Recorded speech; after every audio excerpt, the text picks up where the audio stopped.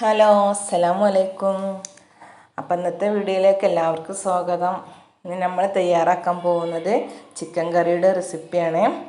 അതിലേക്ക് ഞാൻ കഴുകി വൃത്തിയാക്കി വെച്ച 1/2 കിലോ ചിക്കനാണ് എടുത്തിട്ടുള്ളത്.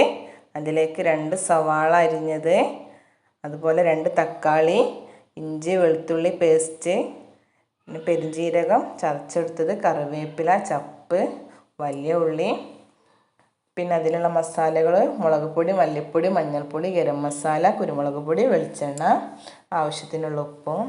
പിന്നെ നമ്മൾ കുക്കർ നല്ലവണ്ണം ചൂടായതിന് അതിലേക്ക് നമ്മൾ വലിയ ഉള്ളി, ഇഞ്ചി വെളുത്തുള്ളി പേസ്റ്റ്, പച്ചമുളക്, തക്കാളി ഇതെല്ലാം കൂടി ഇട്ട് നമ്മൾ അടച്ച് വെക്കുകയാണ്.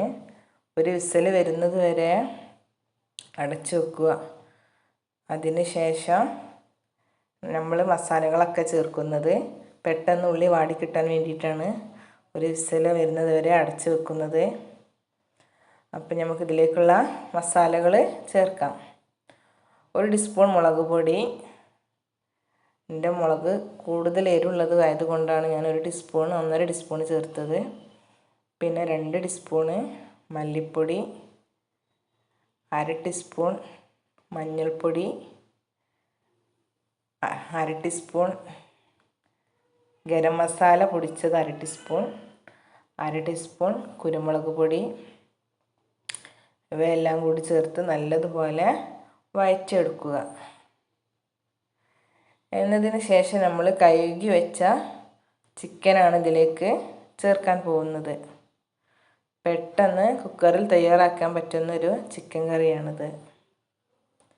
അപ്പോൾ നമ്മൾ കഴുകി വെച്ച ചിക്കനാണ് ഇതിലേക്ക് ഇട്ട് കൊടുക്കുന്നത്. എല്ലാവർക്കും പെട്ടെന്ന് തയ്യാറാക്കാം, അറിയാത്തവർക്കൊക്കെ പെട്ടെന്ന് തയ്യാറാക്കാൻ പറ്റുന്നൊരു കറിയാണിത്. അപ്പോൾ നമ്മളിതിലേക്ക് ആവശ്യത്തിനുള്ള ഉപ്പും വെള്ളവും ചേർക്കുകയാണ്. ഒരു 3/4 ഗ്ലാസ്, എൻ്റെ ഗ്ലാസ്സിന് 3/4 ഗ്ലാസ് വെള്ളമാണ് ഞാൻ ഇതിൽ ചേർത്തിട്ടുള്ളത്.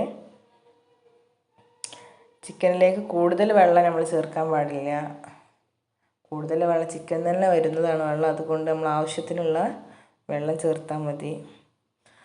അപ്പം നല്ല ഇളക്കിയതിന് ശേഷം നമ്മളൊരു വിസിൽ വരുന്നത് വരെ കുക്കർ അടച്ച് വെക്കുകയാണ്. ഒരു വിസിൽ വന്നതിന് ശേഷം ഒരു 2 മിനിറ്റ് നമ്മൾ സിമ്മിലാക്കിയിട്ടതിന് ശേഷം നമ്മൾ തീ ഓഫ് ചെയ്താൽ മതി. അപ്പം അടിപൊളി ചിക്കൻ കറി ഇവിടെ തയ്യാറായിട്ടുണ്ട്. അതിലേക്ക് ചപ്പ് ലേശം അരിഞ്ഞത് ഇട്ട് കൊടുത്തിട്ട് നമുക്ക് സെർവ് ചെയ്യാവുന്നതാണ്.